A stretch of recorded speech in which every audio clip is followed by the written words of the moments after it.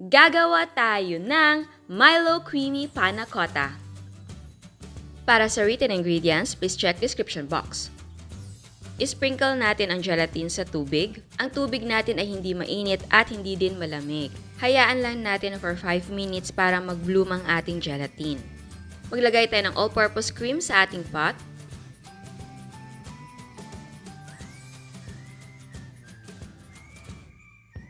Ang all-purpose cream na gamit ko ay Angel brand. Turn the heat on at painitin natin ang all-purpose cream. At dapat hinahalo mo siya frequently para hindi siya magkaroon ng thin film sa ibabaw.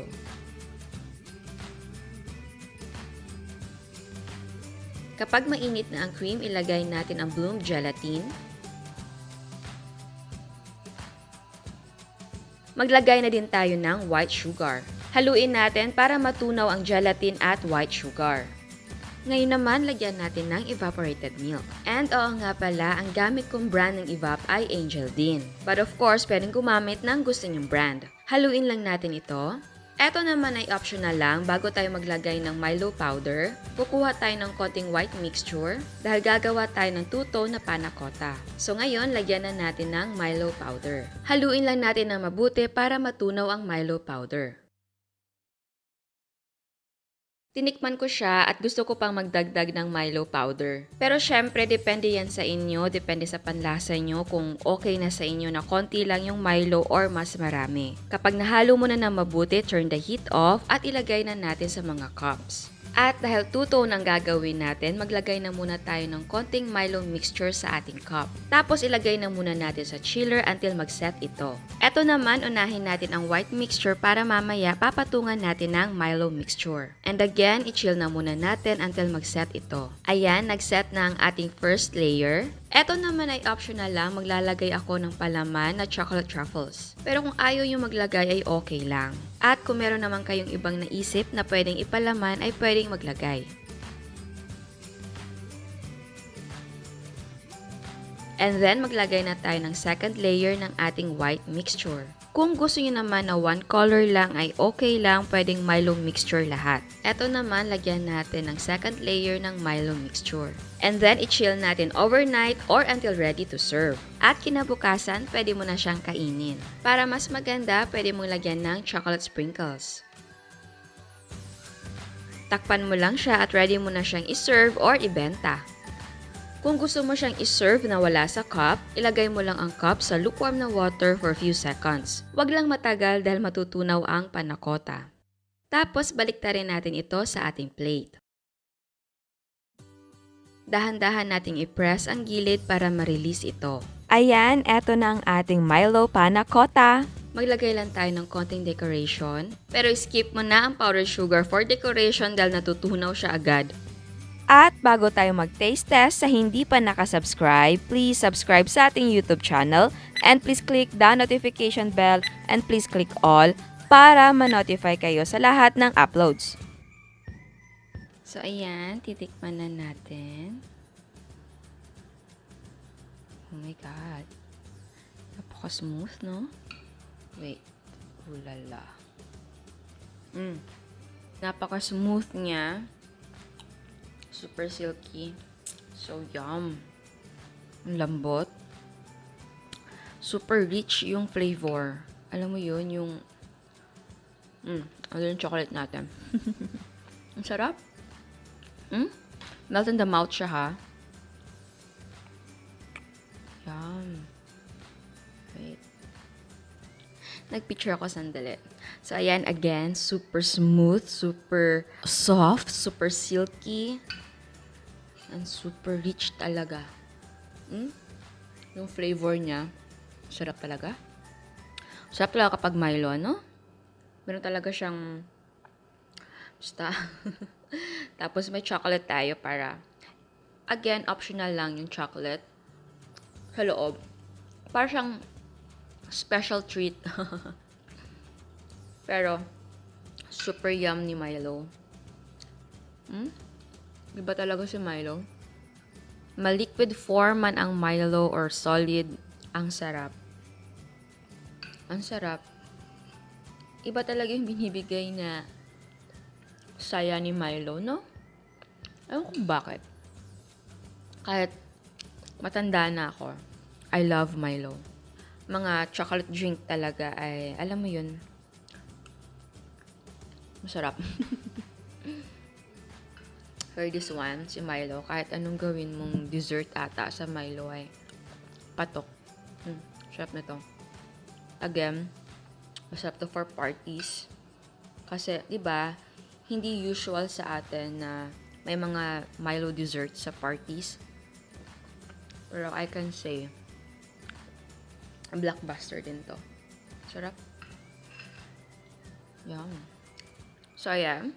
Sana nagustuhan nyo. Ciao! At eto ang mga prices ng ating mga sangkap. Ang nagawa natin ay 10 cups. Ang cost per yield ay 25 pesos and 30 cents. Pwede mong ibenta ng 30 pesos ang isang cup. Again, ang selling price ay magdidepende kung magkano ang presyo ng sangkap sa inyo. At bago ako magpaalam, meron tayong another dose of inspiration. Eto ang cakes and cupcakes ni Miss Wendy.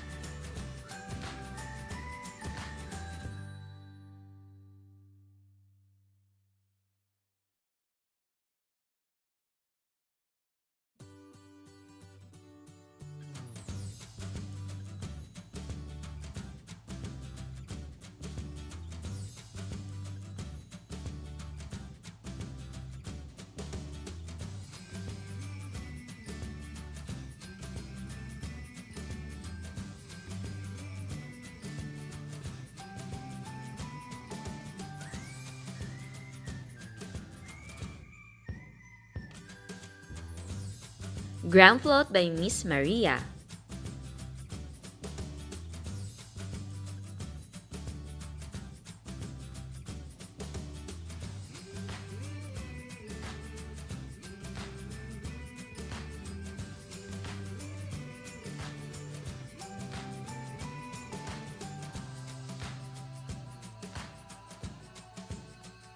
Meron siyang dalgona coffee cake,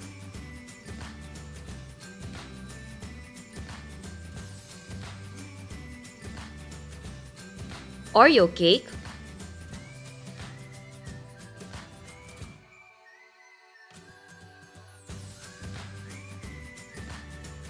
at meron siyang mga jelly drinks.